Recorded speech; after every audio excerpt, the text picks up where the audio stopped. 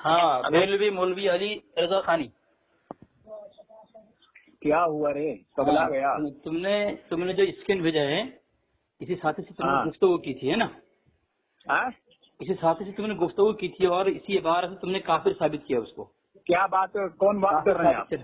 میں علی اصغر. کون؟ علی اصغر دیوبندی. تم نے ایک وائس بھیجی تھی بخاری علی اصغر دیوبندی. ہاں اہل سنت والجماعت احناف دیوبند تعارف رکھتا ہوں. اچھا بولو. ہاں تم نے جو ایک اسکین بھیجا ہے بخاری شریف کے ہے نا، اور اس سے تم نے کافر ثابت کرنے کا دعویٰ کیا ہے. اس سے صرف ہم نے یہ ثابت کیا ہے اس سے کہ جو آیتیں بتوں اور کفاروں کے بارے میں نازل ہوئی ہے اس کو مومنوں پر چسپاتے ہیں، یہ ثابت کیا ہے اس سے. اور اس سے یہ ثابت کیا کہ قرآن میں ایسی آیتیں ہیں اور ایسے لوگ بھی ہیں کہ جو بتوں اور کفاروں والی آیتیں مومنوں پر چسپاتے ہیں، وہ اللہ کی مخلوق میں سب سے بدترین ہے. بس حدیث سے اتنا ثابت ہوتا ہے. مثال کے طور پر کون سی آیت؟ اس حدیث سے صرف اتنا ثابت ہو رہا ہے. نہیں میں پوچھ رہا ہوں کون سی آیت جو ہے کہ بتوں کے بارے میں نازل ہوئی اور مسلمان پر چشمہ کرتے ہیں؟ سورہ حج 101. ارے یار آیت پڑھو نا، آیت پڑھنا بول رہا ہوں، آیت پڑھو. پڑھ لو ادھر میں نے حوالہ. کون سی آیت؟ نہیں پڑھو، اس طرح سے حوالہ نہیں ملتا سب کو نا بھائی. آیت پڑھو نا، جان پہ آ جائے. کیوں؟ سب کے سامنے قرآن تھوڑی ہوتا ہے. ارے تمہارے پاس ہے کہ نہیں ہے؟ ارے تم تو تمہارا دعویٰ ہے نا، تم آیت پڑھو نا. کون سی آیت؟ کون سی آیت ہے جو بتوں پر نازل ہوئی؟ بتوں کے لیے بہت ساری آیت ہے، بہت ساری. ایک تو پیش کرو نا، اتنے ڈنگے مت. جتنا بھی وہاں قرآن کی آیت پڑھو، قرآن کی آیت پڑھو، وہ آیت پڑھو. کون سی آیت ہے؟ حوالہ دے دیا. قرآن کی آیت پڑھو، قرآن کی آیت پڑھو. حوالے سے کیا ترجمہ سمجھ میں آتا ہے؟ آیت نمبر سے یا پھر آیت پڑھو گے سمجھ میں آئے گا. آیت پڑھو گے تو سمجھ میں آئے گا. وہاں کا آیت پڑھو، تم پڑھو، پھر آیت پڑھو. تم کیوں پڑھوں؟ مسلمان نہیں ہو؟ قرآن نہیں پڑھنا تمہیں؟ قرآن نہیں پڑھنا آتا تمہیں؟ تم مسلمان نہیں ہو، تمہیں قرآن نہیں پڑھنا آتا. احباب یہ دیکھ لیں، ایک بریلوی مولوی ہے، مناظرہ کرتا ہے. قرآن کی ایک آیت پڑھنے نہیں آتی اس کو.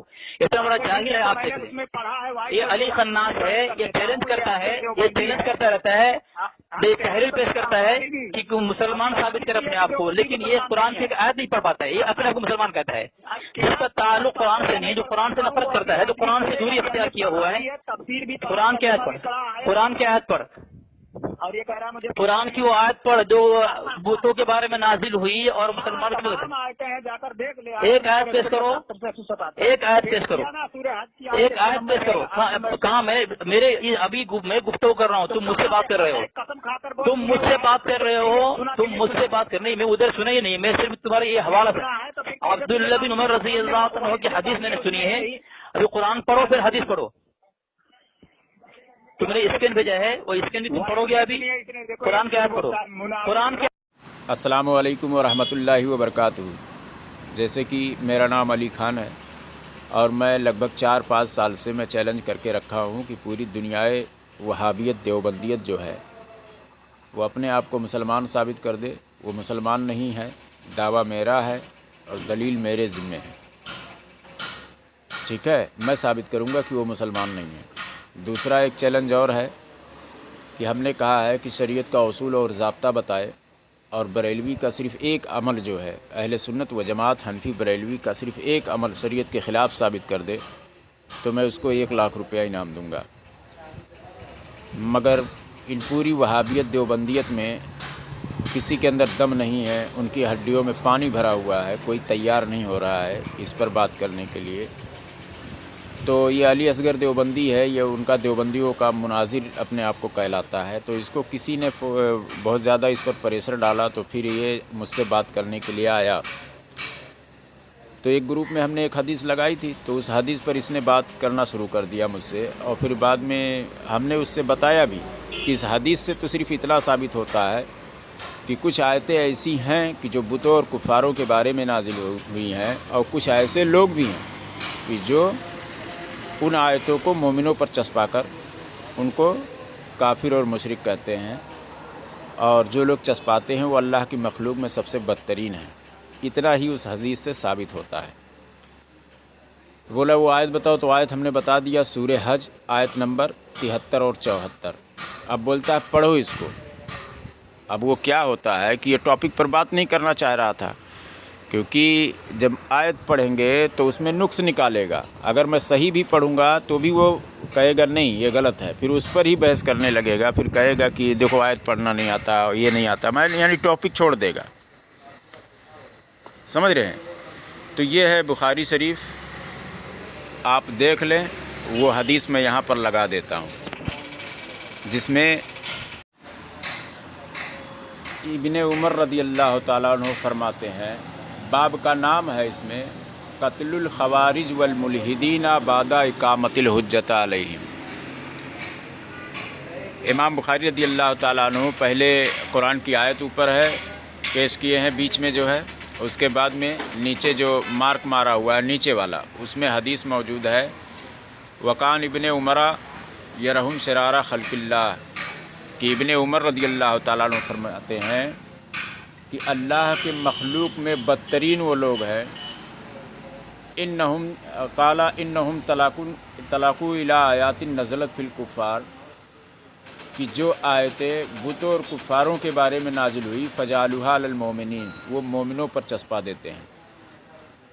ٹھیک ہے؟ تو اللہ کے مخلوق میں سب سے بدترین وہ لوگ ہیں کہ جو بتوں اور کفاروں کے بارے میں آیت نازل ہوئی ہے وہ مومنوں پر چسپا دیتے ہیں. اب میں بتا رہا ہوں کہ وہابی دیوبندی جتنی بھی آیتیں یہ لوگ پڑھتے ہیں اور بریلویوں کو کہتے ہیں یہ قبر پجاری ہیں، یہ مشرک ہیں، یہ فلاں ہیں، یہ ان سے مدد مانگتے ہیں، ان سے مدد مانگتے ہیں، یہ وہ ساری آیتیں جو قرآن میں بتوں اور کفاروں کے بارے میں نازل ہوئی ہے وہی آیتیں یہ لوگ چسپاتے ہیں مومنوں پر، جبکہ وہ کفاروں کے بارے میں آیتیں ہیں. جیسے کہ میں ایک آیت یہاں پر لگا دیتا ہوں، اور میرا دعویٰ ہے کہ قرآن میں جتنی بھی آیتیں بتوں اور کفاروں کے بارے میں نازل ہوئی ہے وہی ساری آیت جو ہے دیوبندی اور وہابی مومنوں پر یعنی اہل سنت و جماعت حنفی بریلوی پر چسپاتے ہیں لوگ، اور ان کو کافر کہتے ہیں، مشرک کہتے ہیں. اور حدیث کی روشنی میں سب سے بدترین یہی لوگ ہیں جو چسپاتے ہیں. ٹھیک ہے؟ تو وہ میں لگا دیتا ہوں. یہ ہے تفسیر ابن کثیر جو ان کے ہی معتبر اکابر ہیں، جس کو دیوبندی بھی مانتے ہیں، وہابی بھی مانتے ہیں.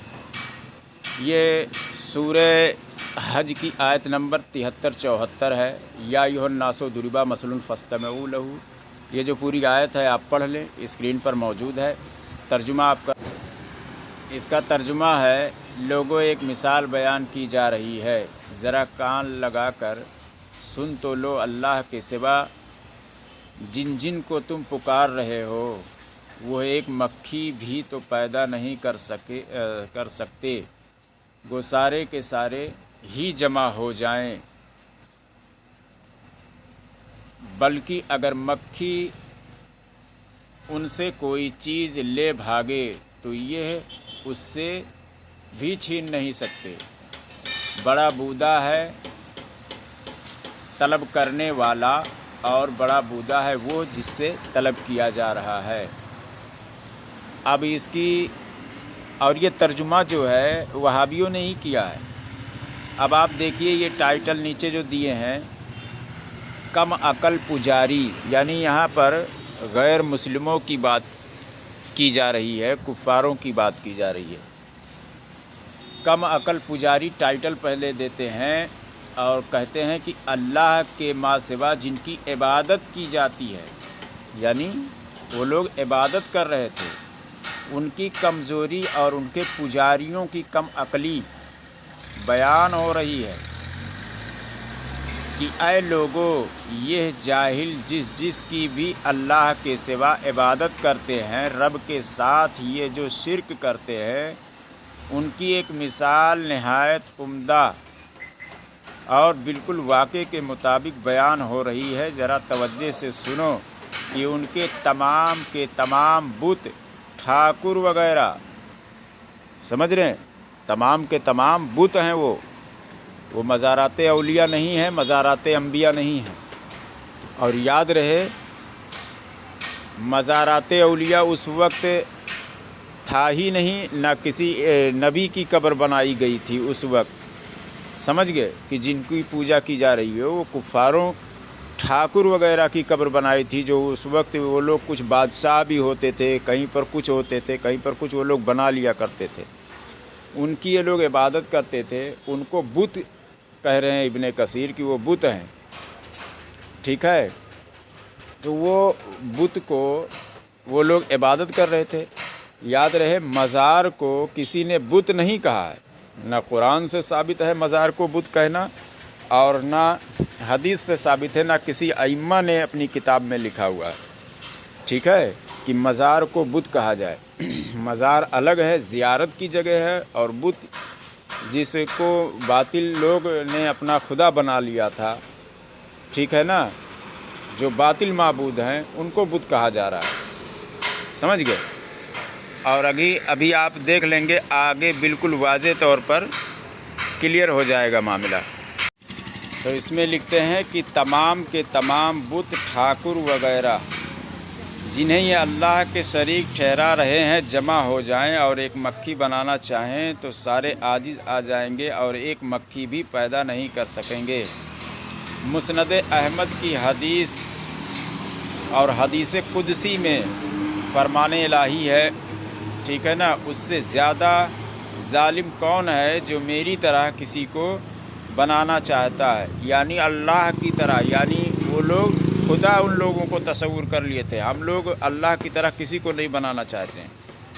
मोमिन जो है वो किसी को अल्लाह की तरह समझ ही नहीं रहा है, ये तो सरासर शिर्क हो जाएगा अगर कोई अल्लाह की तरह किसी को समझने लगे, ठीक है ना। तो इसमें क्या है, अल्लाह ताला फरमाता है कि जो मेरी तरह किसी को बनाना चाहता है, अगर वाकई में किसी को यह कुदरत हासिल है तो एक ज़र्रा, एक मक्खी या एक दाना अनाज का ही खुद बना दे, बिल्कुल नहीं बना पाएंगे। और इसको इमाम बुखारी रज़ी अल्लाह ताला अन्हु ने क्या नाम से इब्ने कसीर ने बुखारी और मुस्लिम के हवाले से देखिए, उसमें साफ तौर पर लिख रहे हैं माबूदान बातिल। और अभी मैं आगे दिखा देता हूँ जूम करके कि उन्होंने उनको जलील मखलूक कहा है, माबूदान बातिल को। इसमें इब्ने अब्बास रज़ी अल्लाह ताला अन्हु का कौल नकल करते हैं इब्ने कसीर। कहते हैं कि इब्ने अब्बास रज़ी अल्लाह ताला अन्हु फरमाते हैं तालिब से मुराद बुत है,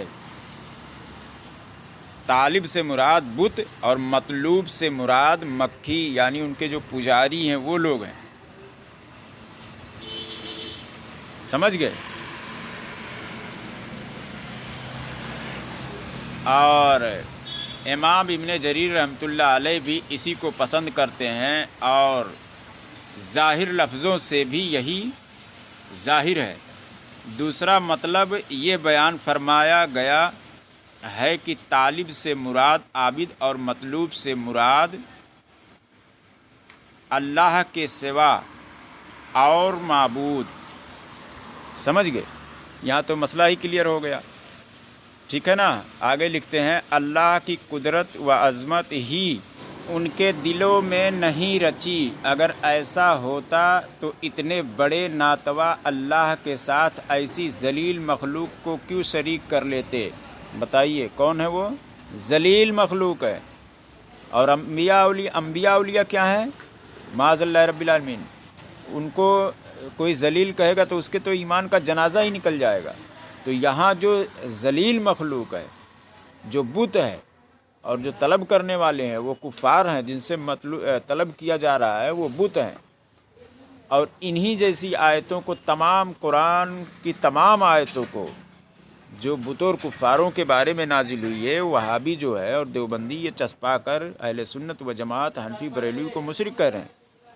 हदीस शरीफ से क्या साबित हुआ कि कुछ आयतें ऐसी हैं बुत और कुफ़ारों के ताल्लुक़ से जो कुरान में नाजिल हुई हैं, और यहाँ पर सहाबी रसूल बता रहे हैं कि फ़ला आयत बुत और कुफ़ारों के बारे में, इसमें बिल्कुल वाज़े हो चुका है।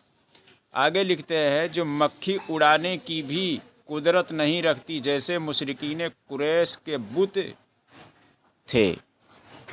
मुशरिकीन कुरैश के क्या थे? बुत थे, और उनको जलील मखलूक कहा जा रहा है बुत को।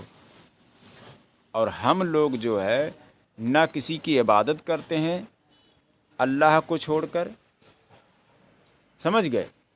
ہم اللہ کو چھوڑ کر کسی کی عبادت نہیں کرتے ہیں، ہم صرف اللہ کی عبادت کرتے ہیں، سمجھ گئے؟ ہم تعظیم کرتے ہیں، اولیاء انبیاء کی تعظیم کرتے ہیں، ان سے وسیلہ لگا کر مدد طلب کرتے ہیں اور ان سے بھی مدد طلب کرتے ہیں، یہ جان کر کہ اللہ نے ان کو طاقت دی ہے، عطا کیا ہے، وہ اللہ کی عطا سے ہمیں عطا کر سکتے ہیں اور کرتے ہیں، یہ ہمارا عقیدہ ہے۔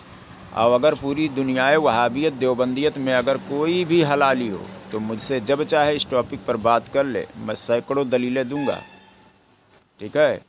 اور جیسا کہ میرا چیلنج پہلے سے موجود ہے، آج 4-5 سال سے، آج بھی چیلنج موجود ہے کہ شریعت کا اصول بتائے قرآن اور حدیث کی روشنی میں ائمہ کے اقوال سے، اس کے بعد میں بریلوی کا ایک بھی عمل شریعت کے خلاف ثابت کر دے تو اس کو 1 لاکھ روپیہ انعام دوں گا۔